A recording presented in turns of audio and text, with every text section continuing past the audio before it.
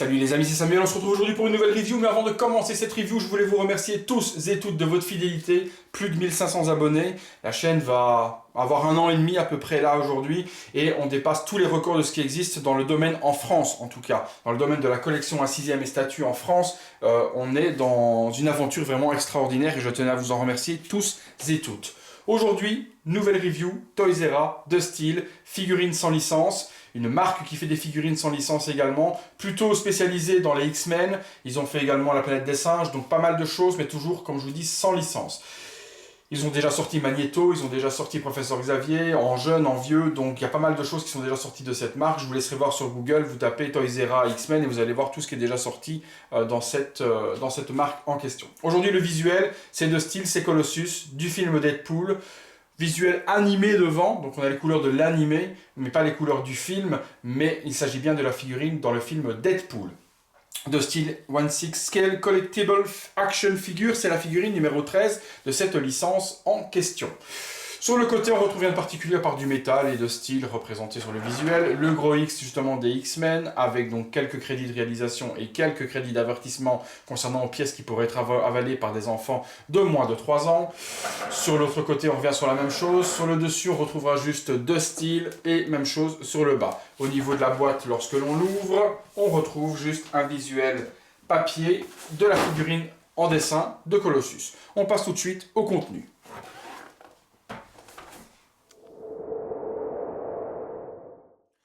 Au niveau du contenu, justement, lorsque l'on enlève ce flyer devant, hop, on retrouve donc la figurine complète. Je vous ai dit, regardez, comparé à ma main, elle est juste énorme. Elle approche les 40 cm. Donc, figurine. Je ne sais pas s'il y a des accessoires particuliers à l'intérieur. Sur le dessous, si, on retrouve deux mains supplémentaires ouvertes. La fameuse... les fameuses... Vous savez, je vais y arriver, menottes, dans lesquelles on retrouve la main de Deadpool qui fait un fuck. C'est dommage qu'elle n'a pas été fournie. Je pense qu'ils auraient dû faire ce genre de choses, fournir la petite main de Deadpool qui faisait fuck et de la laisser attacher. Ça, on ne l'a pas, c'est un peu dommage. Un socle avec marqué de style, donc vraiment tout ce qu'il y a de plus simple. Rien de particulier, donc un socle de style, bon ça, laqué sur le bas, un peu banal. Et puis donc comme je vous ai dit, on a deux mains palmées ouvertes. Écoutez, je vous pose ça et on en discute. A tout de suite les amis. Voilà les amis, la figurine est posée. Alors que dire de bien, que dire de mal au première vue? Bon, ben c'est pas de la qualité d'une autre Toys, ça c'est clair et net. Il faut savoir que ce type de figurine coûte dans les 150 $ à peu près, 180 $ maximum. Donc on n'est pas du tout dans du 200 230 $ de chez Hot Toys. Ou même 280 $ de ce que peut donner Hot Toys, donc on est à moitié prix d'une Hot Toys, et la qualité s'en ressent quand même. Non pas sur les vêtements, les vêtements sont propres, bien taillés, les coutures sont bien faites, ceinture avec le X des X-Men, la veste avec un weathering un peu sale pour le salir ou autre, jusque là ça va. Au niveau où le bas pêche un petit peu, c'est au niveau du paint. Vous voyez, au niveau du paint du métal, si on compare par exemple avec ce que fait Hot Toys avec la figurine du soldat de l'hiver, eh ben c'est un peu cheap là, vous voyez, ça fait pas chromé du tout, il est super chromé, Colossus, et là on a plus un gris métallique, un peu sali, un peu weathering dessus, mais qui ne donne pas du tout l'effet métal escompté que l'on pourrait espérer sur une figurine de la sorte en chrome, comme le bras par exemple du Winter Soldier. Ici on n'a pas du tout cet effet là, c'est un effet gris, avec un weathering noir, donc ça ne représente pas du métal pour moi à première vue. Bon, après, comme je vous dis, on n'est pas sur une Hot Toys. Hot Toys vous fait la même, il vous la facture 300 $, donc il faut laisser à César ce qui est à César. Après, c'est pas mauvais, voilà, les vêtements sont bien représentés ou autres. Je vous dis, c'est juste le paint qui est un peu cochon, un peu brouillon au niveau des lignes noires ou ce genre de choses. Il y a trop de weathering pour moi et c'est pas assez brillant. Je pense qu'il y a moyen de facilement la déshabiller, prendre même une bombe ou une bombe de couleur ou alors pas une bombe de couleur mais à l'aérographe et de le peindre en couleur chrome et avoir un chrome super rendu en faisant par la suite les lignes bien noires. Donc il y a moyen de le customiser et d'avoir une superbe réalisation de cette figurine parce que niveau HS il n'y a pas grand chose à faire. Une fois qu'il est peint tout en chrome, on donne du weathering noir et on a quelque chose de bien. Mais j'aurais plus utilisé une peinture chrome pour cette figurine. Après, le problème de la peinture chrome, c'est au niveau des articulations, quand on plie, ça aurait pu craquer, ça aurait pu sauter. Donc leur choix est peut-être judicieux, mais j'aurais préféré quand même avoir une version plus chromée. Cette figurine, elle n'est pas pour moi, elle est pour mon ami Vincent, que je salue au passage et que je remercie à nouveau d'avoir pris cette figurine par mon biais, car grâce à lui, vous avez de nouveau la review sur la chaîne. Donc merci Vincent pour cette review. À nouveau, c'est pas parce que c'est pour un ami que je vais lui lancer des fleurs à la figurine. Si elle n'est pas parfaite et si elle a des problèmes, je le dirai, que ça plaise ou que ça ne plaise pas à celui qui l'a acheté malheureusement. Je l'ai toujours dit, je veux bien recevoir les figurines, faire les reviews, mais je veux garder mon franc-parler. Donc je ne vais pas vous encenser une figurine et vous dire elle est magnifique parce qu'un ami l'a acheté, or qu'elle est dégueulasse, c'est pas du tout mon style. Celle-ci n'est pas dégueulasse, mais elle est perfectible assurément, ça c'est certain. Après, comme je vous dis, dans l'ensemble, si on la met dans une vitrine ou autre à côté d'un Deadpool, elle fait le boulot. Mais je vous dis, il y a pas mal de choses qui devraient être mieux soignées pour moi. Mais peut-être que ça aurait à ce moment-là engendré un prix beaucoup plus haut. Les mains s'enlèvent facilement ou pas, je vais vous le dire tout de suite.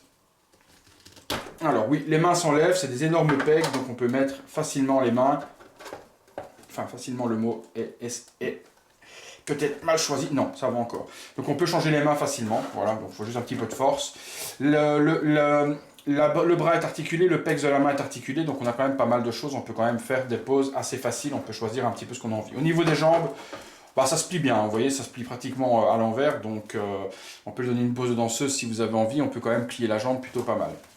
Donc c'est pas mal articulé, hein, vous voyez, le grand écart, on peut vraiment faire un petit peu ce qu'on a envie avec la figurine. À ce niveau-là, les bras, on peut les monter jusqu'en haut, donc juste l'articulation du coude qui est à 90 degrés, on n'ira pas plus loin que cette articulation-là.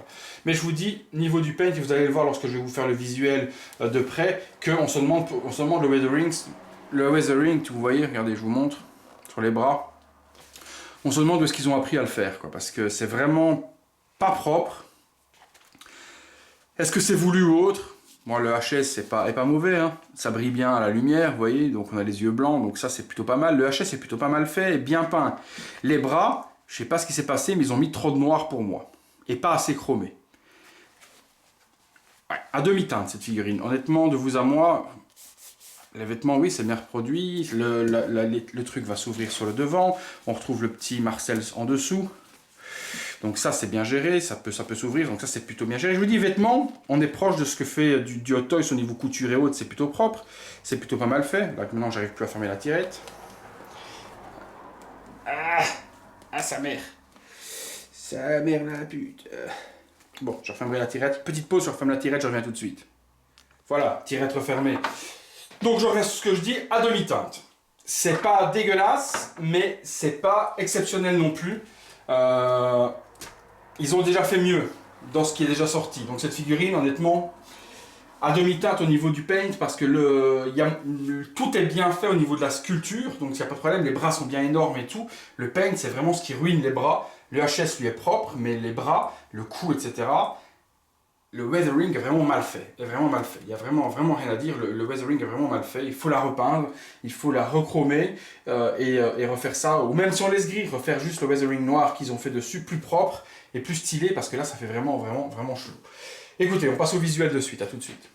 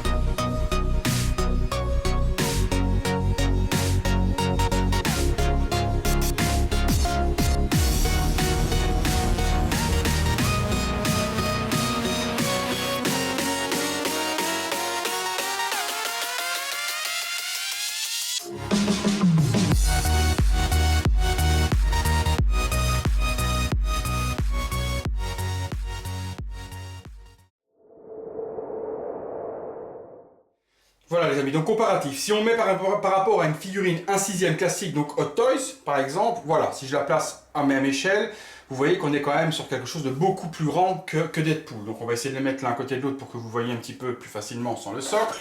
Tiens, tire-toi petit socle. Donc Deadpool, hop. On va essayer de le faire tenir debout droit, voilà. Comme ça vous avez la comparative avec Deadpool juste à côté, vous voyez un petit peu la différence de taille. Donc il est quand même bien massif, pour ça la taille est ultra bien respectée.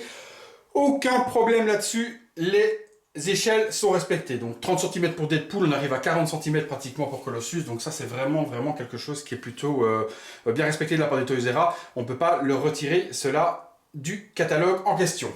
Bon, maintenant autre chose que je voulais vous montrer, pour vous expliquer un petit peu comment est-ce que la figurine aurait été parfaite. Je retire le petit Deadpool.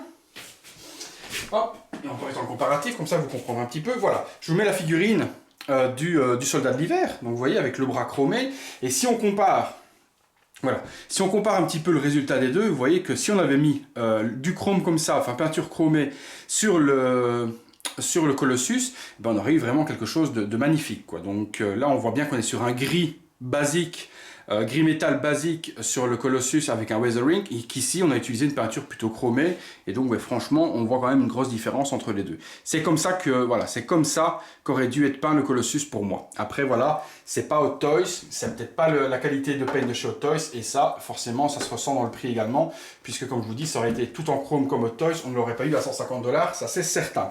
Maintenant, on choisit, est-ce qu'on veut payer plus cher et avoir quelque chose de parfait, ou payer moins cher et avoir quelque chose en dessous du résultat escompté?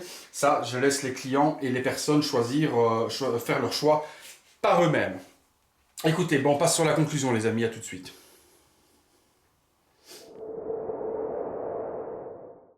Voilà, donc conclusion, les amis, ben, ça va être assez simple au niveau de la conclusion.